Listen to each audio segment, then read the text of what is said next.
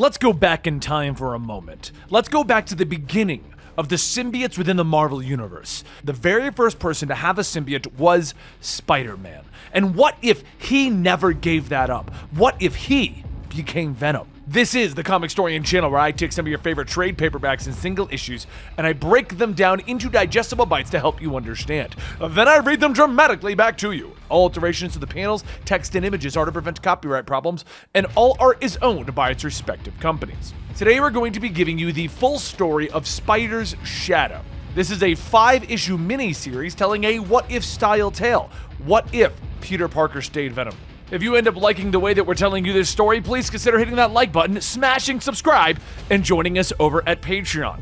Now, I'm going to give you the first 2 issues that we already covered previously on this channel. We'll take a quick commercial break, and then we're going to conclude with issues 3, 4, and 5. Let's get into Spider's Shadow. Peter can hear it in his nightmares. Hurry, Peter. He runs through the darkness, yelling that he's doing his best, and a voice asks, "Are you? Is that really true?" He sees images of Felicia, Mary Jane, Aunt May, and Gwen Stacy asking if he is doing his best. Then why do so many people that he loves die? Peter feels the darkness wrapping around him, stating that he didn't. He's doing...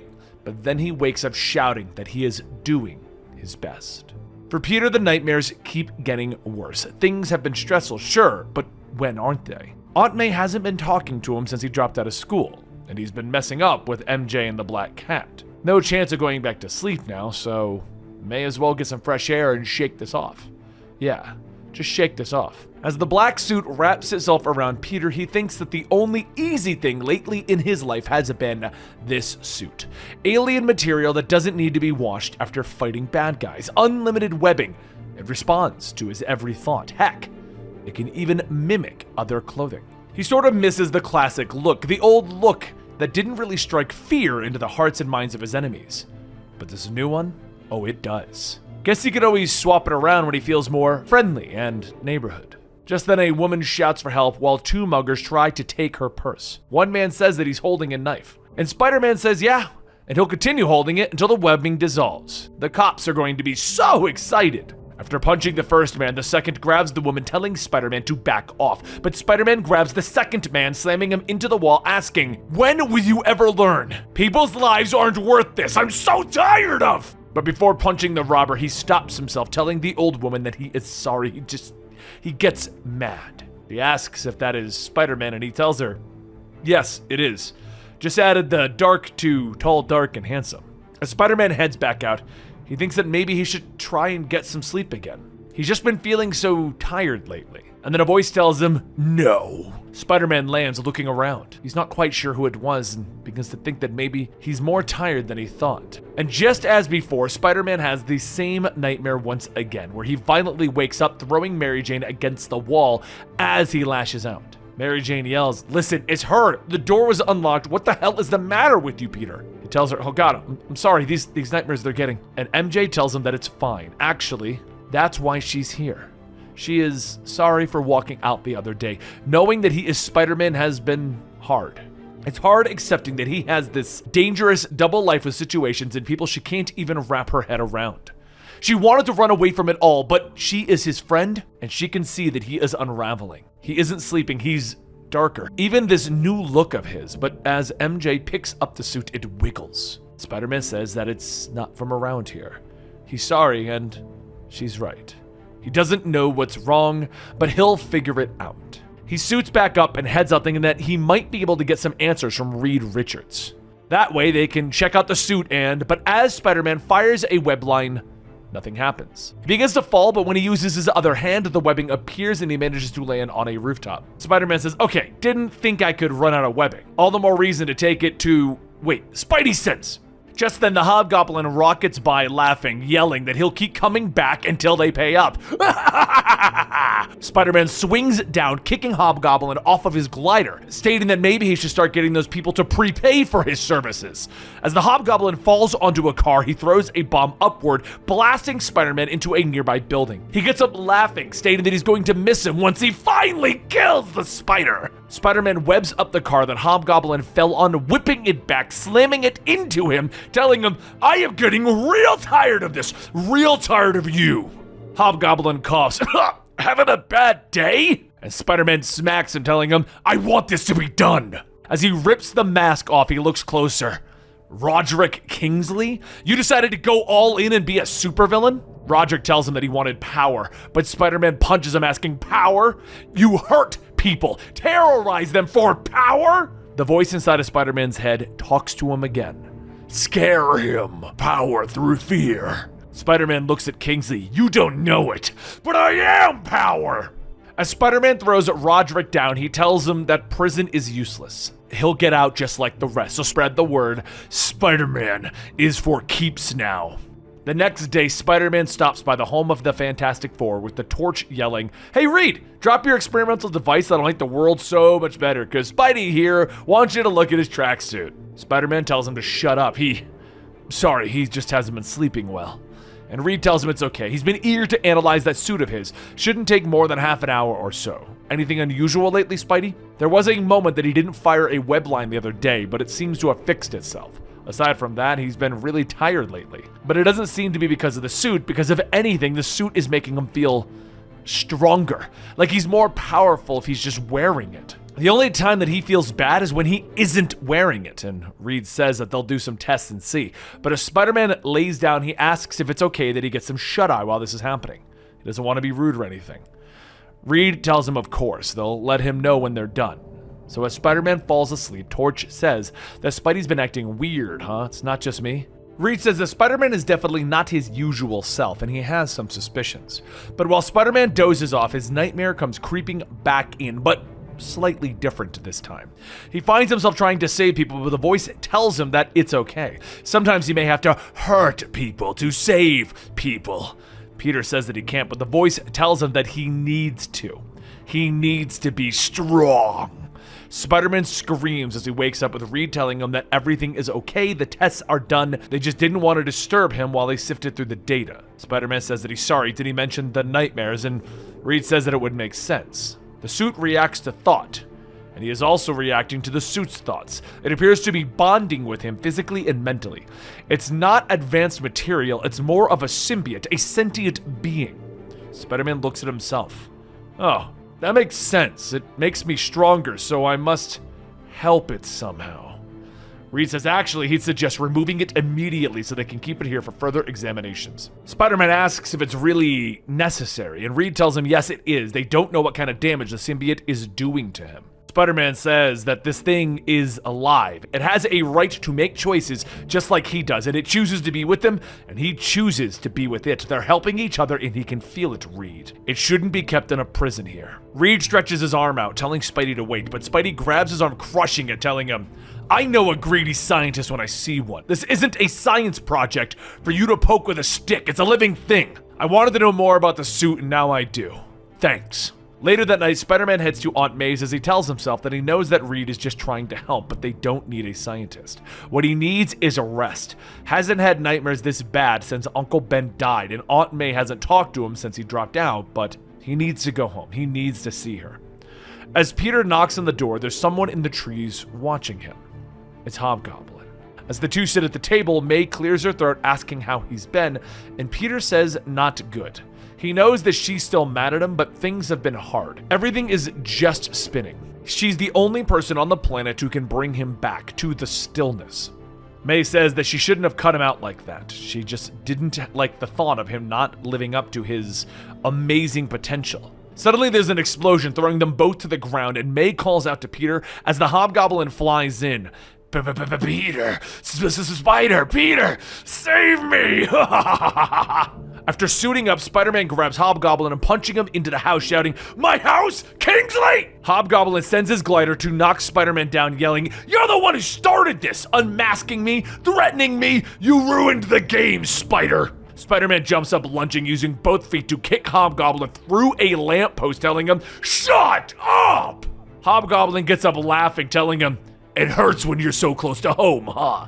Spider-Man picks him up, punching, Hurt? Hurt? You don't know what hurt is! And that's when his spider sense goes off, reminding him that May is still inside the burning building. He quickly turns back to get her. However, as he gets close, the suit stops him, telling him, No! Fire! No! Will kill us! Spider-Man begs the suit to let him get May out, but the suit tells him, cannot! As the house explodes with May inside. The suit tells him, I'm sorry. We're sorry. He did this. Spider-Man looks at Hobgoblin, who's walking away. He did this. Hobgoblin holds his arm up, telling him, it was a mistake, But just then he suddenly webbed up, telling him, you're the one who started it. Spider-Man reaches up. No, I wasn't, but I'm going to finish this! He reaches up, grabbing Hobgoblin by the head with both of his hands. He begins to think that no matter what he does, people get hurt, people die. But he can stop it. He has the power. It's time to use it. And he begins to squeeze and crush Kingsley's head. He watches as the blood begins to drip. And then he leaves, letting the Hobgoblin hang in the streets, bleeding out from a crushed head. Another night passes and Peter has another meeting with his suit in his sleep. He says that he had it wrong. He has power. He has responsibility. But what is that responsibility? It is to save people, to keep them safe. But he never really keeps them safe, not for long, at least. The symbiote tells him, no, you don't. And Peter says that he pretended to, putting men in goblin masks in prison. But prison to them was always a vacation, time to plot and plan. Those plans always led to a murder in Peter's life. Gwen Stacy, her father George Stacy, and Aunt May. Letting bastards live was as bad as letting the robber run past him and losing Uncle Ben. The symbiote tells him that it was his responsibility, but now it is our responsibility. As Peter washes himself up, he takes a walk in the city to try and clear his head, trying to convince himself that killing Hobgoblin was the right thing to do. But the symbiote tells him that that is nature. Things live, things die, things forfeit their right to live. Peter tells the symbiote that that may be true, but he still feels shame. The symbiote tells him that they know not of this feeling. What is shame? Peter tries to explain, but then says he doesn't want people to find out. He doesn't want Mary Jane to. The symbiote says that people know, then people fear, and if people fear, no one does wrong. Peter sighs, telling him that he doesn't want people to think that he's a murderer? Damn it! He looks in the newspaper, and he sees the headline, Threat or Menace, with an image of Hobgoblin on the front page. Peter yells that his killing the Hobgoblin was justified! Maybe they're right. Maybe I need to put fear into the people. Meanwhile, elsewhere, Kingpin sits in his penthouse reading the same article, asking if it's true. Did Spider-Man do this? Kingpin's aide says the eyewitnesses saw him fighting the Hobgoblin and then, well, snapping is the word most often used.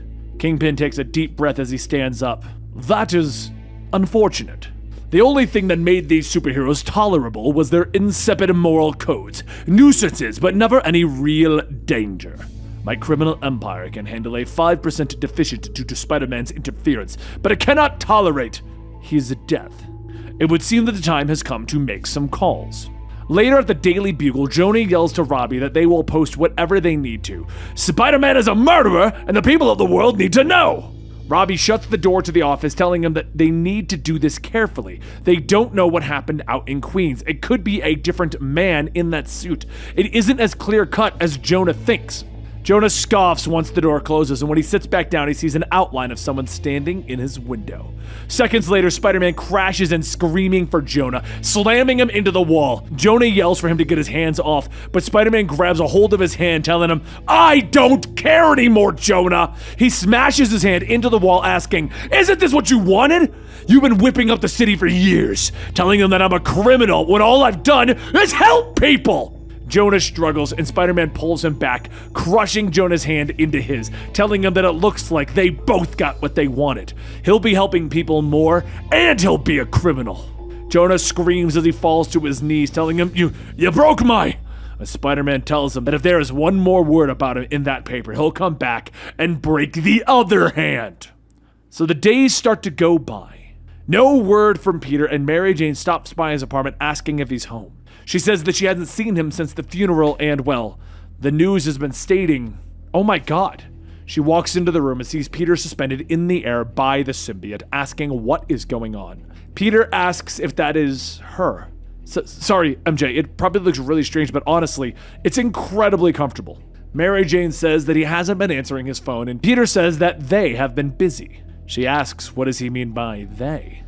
The Bugle, even the other papers are stating that Spider-Man is it true, Peter? Are you murdering people? Peter stares for a moment and then says that he could have saved her if he had made that decision earlier. She asks what decision, and Peter tells her the one where he decides who will live.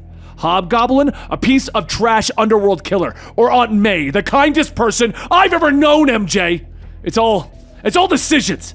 Life is decisions, and they're not for everyone. But I have the power to make those decisions, which means I'm finally making them. He suits up, jumping out the window, telling the symbiote, that was horrible. And they ask, why? I can't stand seeing MJ, her knowing what we've done. Humans won't understand. They live in fear of their choices. I'm human, though. No, you're more than human. We are much more than human. As Spider-Man swings through the city, his spider sense goes crazy, and suddenly a giant explosion goes off behind him. Shocker calls out, telling him that he's digging the new look. What's up, Spidey? Usually can't shut you! Without even responding, Spider-Man flings himself over, kicking Shocker with both feet off of the building. He then swings off, telling him that he's just a second-rate thief. No way you'd come alone! Spider-Man grabs the attacking tail of Scorpion as Scorpion asks, yo, is this for real? Are you a bad guy now? Spider-Man still doesn't respond, instead using the symbiote to fill Scorpion's mouth, beginning to suffocate him. Once he lands on the ground, Spider-Man walks over to Shocker, and Shocker tells him, oh god, Fisk was right. He lashes out with another blast, missing Spider-Man, but the shockwave hits a building, causing debris to fall on a mother protecting her child. Spider-Man looks back at the mother and then to Shocker, and everything goes black. Later in Kingpin's apartment, Kingpin sits by a fire reading a book when he hears a voice telling him to get up. He closes the book, he stands up, and he says, I wasn't expecting you so soon. One of Shocker's bloody arms is thrown to the ground, and when Kingpin looks up, he sees Spider-Man holding the two ripped-off limbs of the Scorpion. Kingpin takes his glasses. When they said that you murdered the Hobgoblin, I had my men research the woman who died in the fire. May Parker. To provoke such a reaction, she must have been someone close to you. Our best match was a man named Peter Parker. You. And when I went about investigating, seeing if there was any other family, someone that I could threaten, no one showed up. So incredibly sad. You have no one. Everyone you ever loved is... But before Kingpin could even finish his evil villain monologue, Spider-Man punches him in the head, causing his skull to shatter. Later, Doc Ock contacts Mysterio, Kraven, Electro, and Rhino and tells them that with the loss of Fisk, Shocker, and Scorpion, Spider-Man's next targets will most likely be them. Kraven tells him that he agrees they can no longer hide themselves. It is time to band together and strike. And Doc Ock says that there is only one of them here who has seen the new Spider-Man up close. What do you think, Mr. Jameson? Jonah sits up in a chair, telling them, Spider-Man needs to be stopped. I tried to warn everyone for years. He's a killer. And though all of you should be behind bars, Spider-Man is the most dangerous villain of you all, and we need to stop him, whatever the cost. Doc Ock says that they are all in agreement then. Kraven will draft up a plan and get back to them. Good evening, gentlemen. As the call ends, Doc Ock asks if there have been any sightings, and the agents tell him no, maybe they should lure him out. Doc Ock scratches his chin. Absolutely not. We're going to wait for Kraven. What we need to do is start getting things ready and arming our men. Once this is over, we will take out the others along with Spider-Man. We can't trust any of them. And as the agents leave, one stays, and Doc Ock asks if there's something wrong. Did he not make himself clear? The agent pulls out a knife, stabbing Doc Ock, telling him, oh, I understood. Doc Ock falls to the ground. Terrence? What? The man takes off his mask. Sorry, Doc. Name's Eddie Brock, and I can't just let you go and kill Spider-Man. That's my job. And those are the two issues that we've already covered here at the channel. Now we're going to take a quick break, and we'll be right back with the conclusion to this story. After years of getting ripped off by big wireless providers and tons of fine print contracts, it's time to say enough and get a phone plan that saves money without sacrificing quality. Well, Mint Mobile is just the thing. Mint Mobile offers premium wireless plans starting at just $15 a month. That's it. All plans come with an unlimited talk and text, plus high-speed data delivered on the nation's largest 5G network. You can even use your own phone with any Mint Mobile plan and keep your same phone number. And if you aren't completely satisfied, Mint Mobile has you covered with their 7-day money-back guarantee. To get your new wireless plan for just $15 a month and get the plan shipped to your door for free, go to mintmobile.com/complete.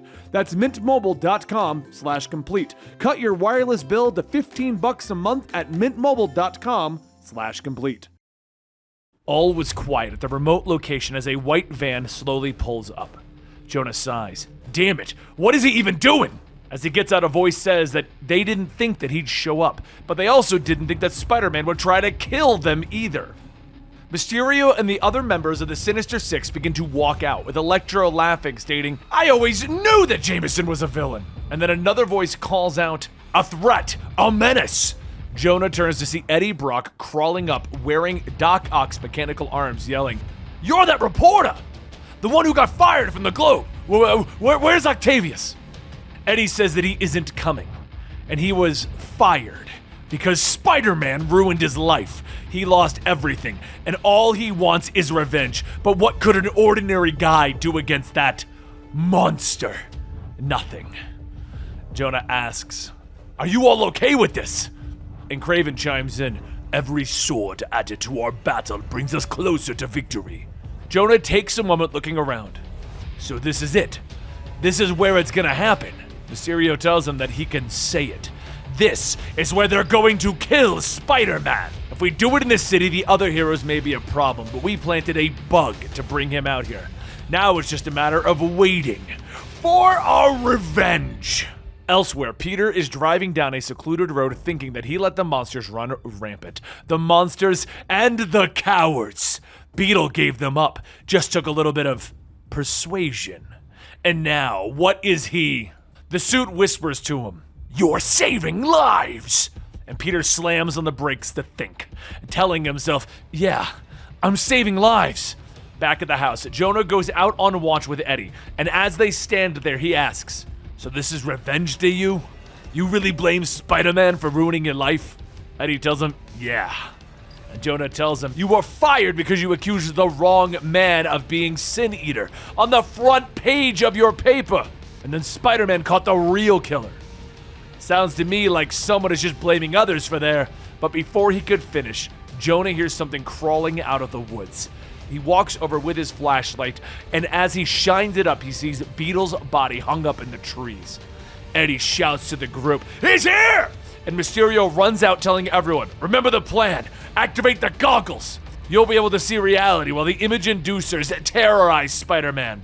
As the world around them begins to change and shift, everyone looks around with Mysterio asking, Kraven, where are you? Kraven, meanwhile, is out in the forest looking for someone particular. Someone with a suit whose tendrils lash out, piercing Mysterio's helmet, and suddenly the world changes back. Spider-Man hid in the ground. Kraven yells for everyone to spread out so they can draw out this alien version of Spider-Man, but Peter bursts out of the ground. I'll make it easy! Rhino shouts as he stampedes in, but Spider-Man uses the suit to create a blade on his arm, slashing at Rhino's face, tearing off his horn. He turns to the group. Is this your trap? How many times have we fought before? How many times have I stopped you? Eddie lunges out, telling him, You've never fought me before, but Peter kicks him away. I don't even know who the hell you are! Electro tries to shock him, but Peter laughs it off, and then he notices the fire by his feet. Kraven yells for everyone to get into the barn, and that's when Jonah charges in with his mech suit, grabbing Spider-Man by the throat, running in. Spider-Man is quickly trying to rip himself free, but Kraven throws a net to secure him, letting the fire burn him. As the suit is recoiling from the heat, Peter's face appears and he asks Jonah, Please, help. I'm not. Kraven runs over, grabbing more fuel to end it, to add more to the fire, and with an explosion, Jameson runs out holding Peter's body. Kraven then declares, The hunt is concluded. As the spear is raised, Kraven is then hit in the back of the head with a large metal pipe. As Jonah quietly says, Damn it, Peter. Why'd it have to be you? A short amount of time passes and Peter wakes up in Jonah's van asking where are they and are they dead. Jonah tells him everyone except Craven and Brock Ock. Craven's out cold. Brock is going to the hospital. Peter holds his face. This is all my fault. I had these flashes. Shocker. Scorpion. So many. Jonah tells him that it sounds like he didn't do it. It sounds like the suit made him into a monster. Though that doesn't explain the previous 10 years of him being a wall-crawling menace. Peter finally picks himself up. I can feel it. It's in my head. It's in my heart. I don't think it's dead. And as they are driving away, the symbiote is latched onto the back of the van. Later in Peter's apartment, Jonah stumbles in holding Peter and MJ runs over asking what happened, what is going on. And Peter tells her that he couldn't break free. Doesn't know if he ever wanted to break free. MJ tells him that there's no time. They have to get him out of here. And Jonah then asks, what is she going on about? And Black Cat says that the cops just left and she is pretty sure that they're watching the place. It seems that Wilson Fisk had one final move. In the event of his death, Spider-Man's identity got let out. Jonah looks out the window, and they all see all of the officers storming the building. Meanwhile, elsewhere, a voice says that it wasn't his fault. They loved him. He loved them. It started to fall apart here, see? With the smart man. The smart man knows how to do a lot of things besides interfere. I can help you all, see? Peter shows you with power that you can save everyone. As the symbiote bonds with Reed Richards, the Thing is also slowly being infected by the symbiote that they kept. Over back in the apartment, Peter walks out wearing his original Spider-Man costume, stating that he can still feel the alien suit out there, and he's going to find it. He doesn't want any of them to stick around and deal with the cops, so it's time that they all get the hell out of there. Once they get to the roof, Peter says that he's gonna go see Reed. He was studying the suit and the symbiote. Maybe he knows. But Jonah yells back at him, do you think you're gonna cut me out of this? You're going to the Bugle to tell the story properly.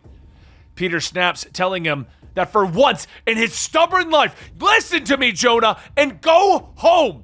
This thing could be after you as well. Peter jumps holding MJ, telling her that he'll let them know when it's safe. But before he could get very far, he stops to look at the Baxter building, seeing it covered in the black goo from his suit. He falls to his knees, realizing that it's already gotten a Reed. MJ tells him that it's not his fault, that the suit is evil. But Peter pulls up the mask, telling her that that's the thing. He doesn't think that the suit is evil. It just heightens how you're feeling.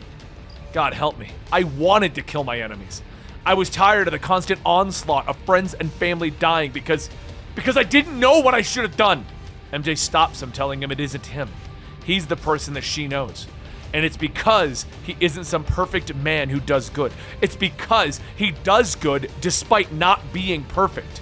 Despite that anger that he feels. It's easy to do good when you're perfect, but he has that anger in him, that dark side. He fights it and he wins.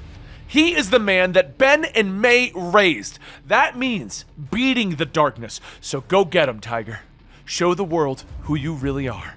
As Peter and MJ stare for a moment, down on the ground level of the Baxter building, Captain America tells the officers to push the barriers back to the 2-block radius. Iron Man looks at his scanner, telling him that he can't figure it out. He isn't getting any readings through this goo. If this is some sort of hostage situation, they still don't know what they want.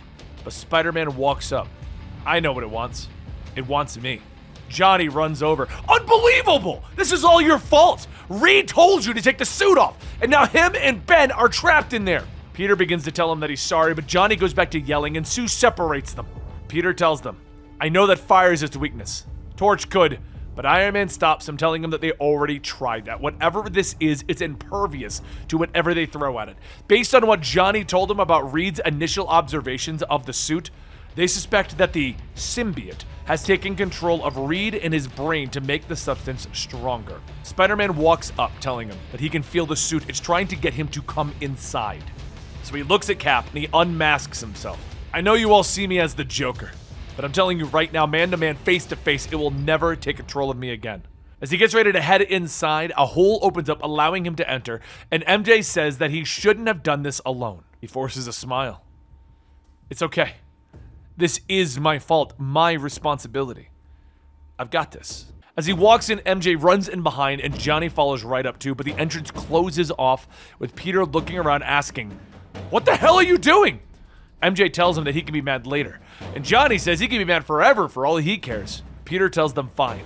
We have to find the lab. MJ looks around, seeing all of the people trapped in the Baxter building, realizing that they're alive in some kind of a trance. Peter realizes that this is beyond what he thought the suit could do. MJ takes one of the guns as Johnny blows open the elevator doors, stating that they can use the shaft to get up. As Peter runs in telling MJ to wait, he and Johnny make their way up the elevator shaft and a voice calls out to Johnny. "Hey, Matchstick, mind if I strike ya?" The thing bursts in, slamming into Johnny Storm, launching him into the wall, causing him to explode. The elevator doors blow open and Peter coughs, pulling out his half-burned body onto the floor. But before he could get very far, Thing grabs him by the head, slamming him into the ground, asking, "Where are you going? Don't you know the big guy wants to see ya?" Peter coughs up more blood, trying to crawl away. But Thing asks him, "Didn't you hear me? Let's go." Peter throws himself back, punching the Thing, telling him, "I'm angry. And when I'm angry, I'm unstoppable. No quips, no pulling punches, and Ben can take it."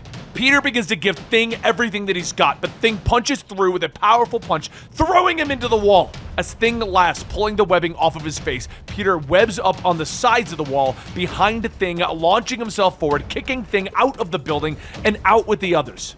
Meanwhile, up in the lab, Johnny tries to radio to Peter, but a voice tells him, "Don't worry. He'll be here soon enough." Johnny looks up to see the elongated, infected Reed Richards asking, "What are you doing, man?" The symbiote laughs. "This isn't Reed? Not exactly. Though we've been using his impressive brain. Peter wanted to save everyone, and that's what we're going to do. See, we just needed more of us. We've been working on others. Peter will understand. Peter will see." Johnny shouts as he fires a blast at the symbiote, but the symbiote deflects it. Not now. We don't care much for fire. But the children, they're a different breed." As the symbiote activates the computer, there's a massive explosion of goo from the top of the building, raining the symbiotes down onto the streets below. Back inside, Johnny yells to Peter over the radio that he needs help, and Peter finally manages to pick himself up with Johnny yelling that the symbiote has armor on. Fire isn't. The symbiote knocks Johnny down, interrupting his sentence, telling him that he needs a lot to read, and it'd be a shame to, but at that moment, the symbiote is shot from behind as MJ tells him, "Okay, back away from the man." Peter hears the gunshot over the radio shouting, "What are you doing? This can't be happening. What am I gonna do? What am I gonna do? MJ's up there." At that moment, Cap and the others, now infected with the symbiotes, begin to climb in the windows. There's a pull in the back of Spider-Man's mind telling him to get up. This is on him. Mary Jane is in danger because of him. He needs to get up. Peter shakes his head as his spidey sense begins to go crazy, remembering what exactly it is that he's fighting.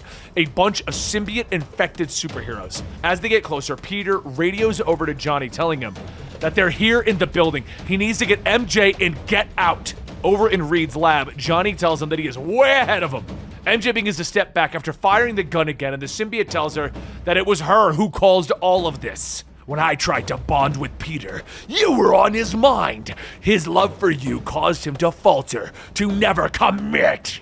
MJ stops. "Peter loves me?" And the symbiote tells her, "He thinks he does, but you're nothing but an obstacle to a better him." Johnny flies by, stating, "Hey, how about you ease up on the lady, huh?" And he grabs her by the hand, rocketing out of the Baxter building. Back in the lobby, the infected heroes suddenly stop and turn back, with Peter asking what is going on. Johnny yells that they may have bought him some time. See if there's anything in the lab to stop this. So Peter races up the elevator shaft to Reed's lab, stating that if anything happens to MJ, he will kill... No, it's anger. That's what the suit fed on. I have to focus right now. I need to be the man that Aunt May believed me to be. Meanwhile, out on the streets, Sue sees the heroes chasing Johnny. She hurries in to assist with her force fields to get her close to the fight. Cap throws his shield into Johnny's back, causing him to release MJ. But Sue saves her, telling her not to worry. It's going to be okay. And the symbiote yells, "No, it's really not!" Back in the lab, Peter looks through Reed's inventions, trying to learn more about the symbiote, seeing that all of the children's symbiotes are synthesized using elements of the main symbiote and Reed's unstable molecule formula, which means that if he can find a way to stop the main symbiote, the others will die, like putting a stake in the heart of the original vampire. And he realizes what a symbiote's weakness to fire is. He begins to try and figure something out, but then he realizes that Ben's still here. He radios over the comms, telling Johnny to hurry back to the building and try to lose Reed to give them some time. Johnny turns to his sister. "I don't know what the plan is, but I'm gonna put my faith in Spider-Man for once. God help us." Back at the Baxter building, Peter climbs out onto the roof with the symbiote stating, "This is so easy. We'll be together again soon and nothing can stop us."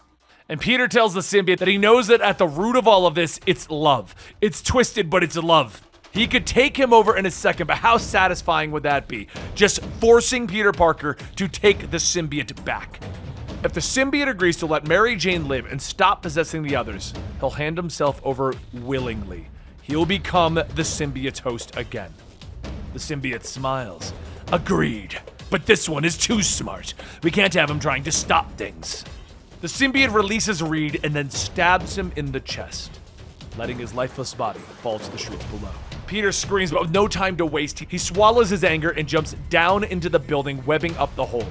The symbiote easily cuts the webbing, scoffing, "Where are you going? There's nothing in the lab that can hurt me anymore. It's just us together." And as the symbiote begins to bond back with Peter, it notices something wrong. And Peter smiles, stating, "Flame on!" And the entire upper level of the Baxter building explodes. Using the image inducer that Reed made for Ben after the Fantastic Four's return from space, Johnny used it to look like Peter. And while the real Peter and MJ were watching the explosion from a safe distance. After that, Peter turned himself in. Fisk had stolen any possibility of being able to disappear into his life as Peter Parker.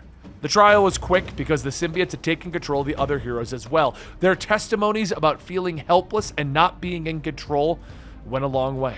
He was found not guilty, and hearing those words is like having a crushing weight lifted off of his shoulders.